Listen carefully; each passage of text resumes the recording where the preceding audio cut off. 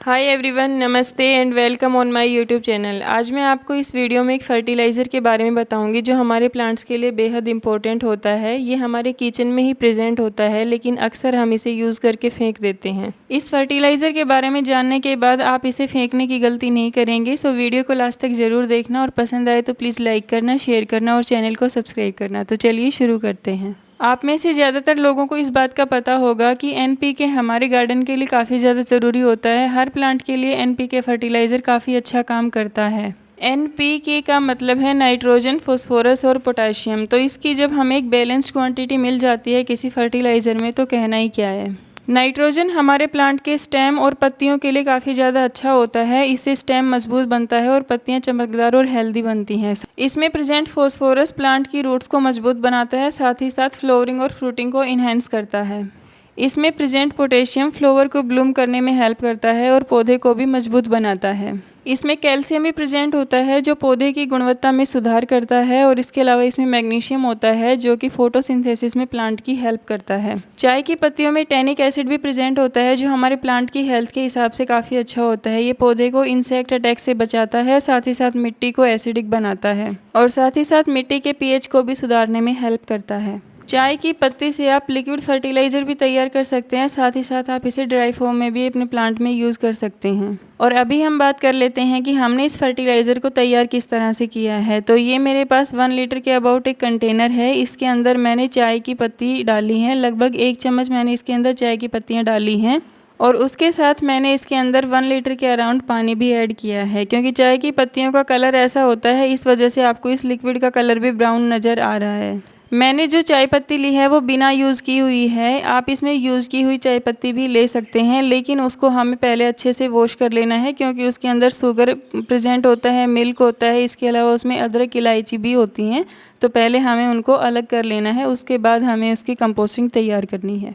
Use की हुई चाय पत्ती का आप लिक्विड फर्टिलाइज़र भी तैयार कर सकते हैं। इसके अलावा आप उसे सुखाकर भी एक खाद तैयार कर सकते हैं ड्राई फॉर्म में। और इसके अलावा जो आपके पास कंपोस्ट बिन है, अगर आप घर पे कंपोस्ट तैयार कर रहे हैं तो उसमें भी आप इसका यूज़ कर सकते हैं।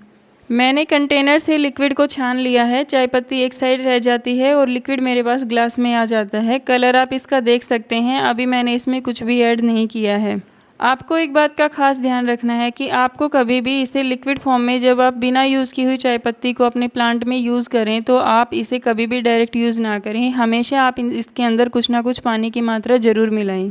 मेरे पास 1 लीटर के लगभग ये लिक्विड फर्टिलाइज़र तैयार हो गया है। इसमें मैं पानी मिलाऊंगी इसका 3 गुना, और तब मैं इसे अपने प्लांट में दूंगी।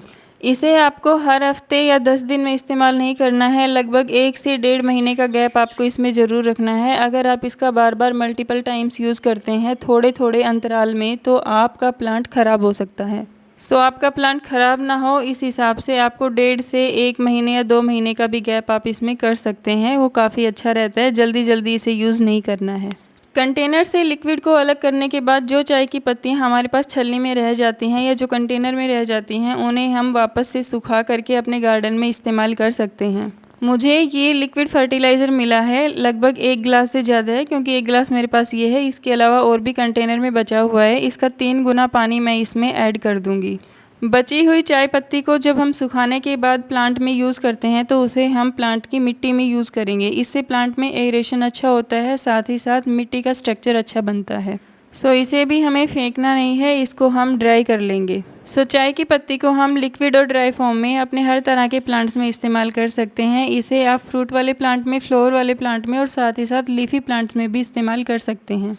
बिना यूज़ की हुई सूखी चाय पत्ती को अगर आप प्लांट की सॉइल में दबाने जा रहे हैं तो शुरू में उसे थोड़ा सा ही दबाएं, लगभग 1 चम्मच के अराउंड, इससे ज़्यादा नहीं, ताकि आपको पता लग जाए कि वो प्लांट को कहीं नुकसान तो नहीं दे रहा है। सबसे पहले आप इसका 1 चम्मच ही पौधे में डालें। उसके बाद आपका प्लांट सही है तो आप इसकी और मात्रा प्लांट में इस्तेमाल करें। इसे धीरे धीरे इस्तेमाल करें, एकदम से बहुत ज़्यादा चाय पत्ती प्लांट में ना दें, क्योंकि ज़रूरत से ज़्यादा खाद भी प्लांट को नुकसान पहुंचा सकती है। ये खाद पूरी तरह से ऑर्गेनिक है। इसे बनाने में किसी भी तरह का कोई भी खर्चा नहीं आता है, और इसके साथ साथ आपके घर का वेस्ट यानी कि कूड़ा भी अच्छे से आपके गार्डन में यूज़ हो जाता है। यह खाद सभी तरह के फूलों वाले पौधों के लिए अच्छी होती है, लेकिन गुलाब और मोगरा के लिए काफ़ी ज़्यादा अच्छा फर्टिलाइज़र है। फ्लावरिंग को इन्हेंस करने में, ब्लूम करने में ये फर्टिलाइज़र काफ़ी ज़्यादा हेल्पफुल है। इसके अलावा बेल वाले पौधे जैसे अपराजिता और मधुमालती के लिए भी ये वाला फर्टिलाइज़र काफ़ी ज़्यादा अच्छा होता है। उन फ्लावर्स को खिलने में भी काफ़ी हेल्प करता है। इसे आप वेजिटेबल प्लांट्स में भी यूज़ कर सकते हैं, जैसे टमाटर, बैंगन, भिंडी, इस तरह के प्लांट्स में।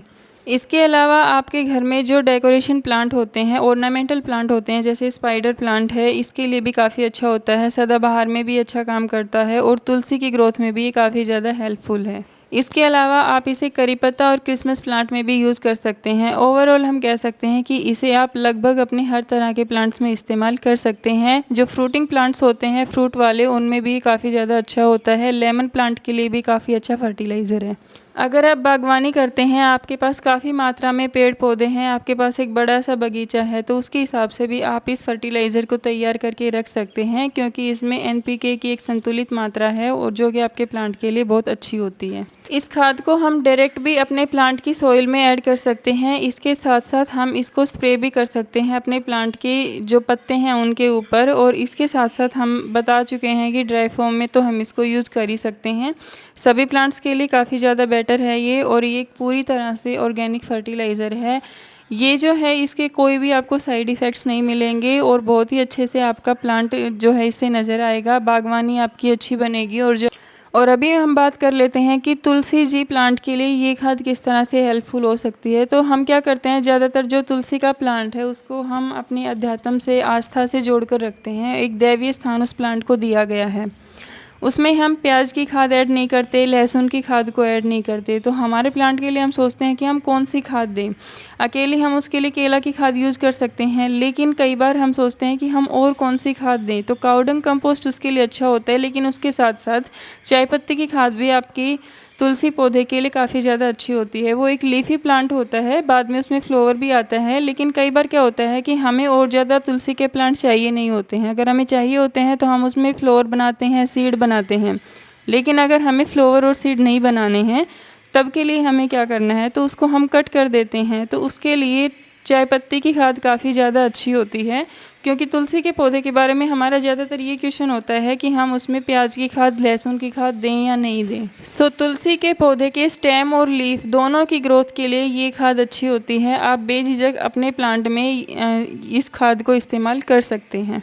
एक और बात जो हमेशा इम्पोर्टेंट होती है, हर खाद के लिए इम्पोर्टेंट होती है और हर प्लांट के लिए इम्पोर्टेंट होती है, कि हमें कभी भी इसको मिट्टी के ऊपर सीधा नहीं डाल देना है। कहने का मतलब ये है कि पहले मिट्टी की थोड़ी सी गुड़ाई कर लेनी है, उसमें थोड़ा सा एरेशन हो जाए, तब आपको उसके अंदर खाद देनी है लिक्विड फॉर्म वाली। और जब आप इसे ड्राई फॉर्म में भी यूज़ करें, तब भी उसको आपको मिट्टी के अंदर दबाना है। वो भी मैं आपको इस वीडियो में दिखाऊँगी आगे। तो सबसे पहले मैंने अपने प्लांट्स में सभी में गुड़ाई कर ली है। मिट्टी को अच्छे से मैंने थोड़ा सा एरेटेड बना लिया है, एरेशन उसमें हो गया, थोड़ी सी सूख गई है मिट्टी। और अब हम इसको यूज़ करेंगे। इसको यूज़ करने का सही टाइम है कि आप इसे इवनिंग टाइम में यूज़ कीजिए। जिन पौधों में मुझे इस खाद को देना है, उन सभी पौधों की मैंने गुड़ाई कर ली है। इवनिंग का टाइम हो गया है और अब मैं इसे अपने प्लांट्स में दे रही हूँ। इवनिंग के टाइम में जब भी हम कोई खाद देते हैं, चाहे ड्राई खाद दें या फिर वैसे, या फिर कोई खाद ना भी दें, लेकिन इवनिंग का टाइम जो होता है वो प्लांट में वाटरिंग के लिए काफ़ी ज़्यादा अच्छा माना जाता है, क्योंकि शाम के वक्त टेम्परेचर कम हो जाता है और इससे इवेपोरेशन भी कम हो जाता है। तो प्लांट के अंदर पानी जो है अच्छी तरह से मिट्टी में जा पाता है। कहने का मतलब है कि प्लांट की रूट्स तक पानी अच्छी तरह से पहुंच जाता है, और उससे क्या है, पूरे के पूरे प्लांट में वाटर का सर्कुलेशन काफ़ी ज़्यादा अच्छी तरीके से हो जाता है, और इससे हमारे प्लांट की हेल्थ में भी काफ़ी ज़्यादा बेनिफिट मिलता है। आपको दोपहर के वक्त पानी देना अवॉइड करना है किसी भी प्लांट में। आपको हो सके तो शाम को ही पानी देना है। अगर आप शाम को अपने प्लांट में पानी नहीं दे पाए हैं, तो आप उसे अर्ली मॉर्निंग में पानी दे सकते हैं। लिक्विड फर्टिलाइज़र को सभी प्लांट्स में उतना ही डालना है जितने की उसमें ज़रूरत है। आपको इसको ओवर नहीं करना है। इसमें आप गमले का साइज़ भी कंसिडर कर सकते हैं, कि अगर किसी प्लांट का गमला ज़्यादा बड़ा है तो उसमें आप थोड़ा ज़्यादा फर्टिलाइज़र दे दीजिए, गमला छोटा है तो आप उसमें कम फर्टिलाइज़र दीजिए। और इस तरह से मैंने अपने सभी प्लांट्स में लिक्विड फर्टिलाइज़र दे दिया है। आई होप आपको ये जानकारी अच्छी लगी होगी, किस तरह से हमें इसका लिक्विड फर्टिलाइज़र तैयार करना है, किस तरह से हमें इसे प्लांट में देना है, और किस अमाउंट में इसमें हमें पानी ऐड करना है, वो सब आपको अच्छे से समझ में आया होगा।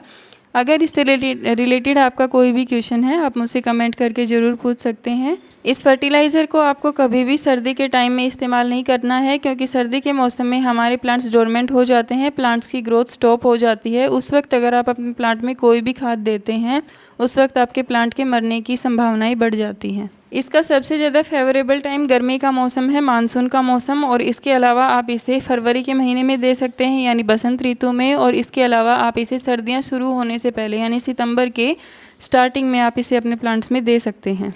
और अभी हम बात कर लेते हैं कि हमें किस तरह से इसको डायरेक्ट अपने प्लांट में यूज़ करना है बिना लिक्विड फर्टिलाइज़र तैयार किए, जब हम इसे सॉइल में यूज़ करें। तो इस तरह से हमें चाय पत्ती लेनी है, शुरुआत में थोड़ी मात्रा में लेनी है।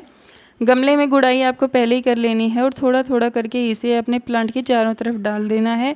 इसके ऊपर से हमें मिट्टी को ढक देना है और उसके बाद एज़ यूजुअल आपको अपने प्लांट में वाटरिंग कर देनी है। समय समय पर आपको अपने पौधे को पानी देते रहना है। सो आई होप आपको ये वीडियो पसंद आया होगा। So do like, share and subscribe to my channel. Thank you, bye bye, take care, stay happy and healthy.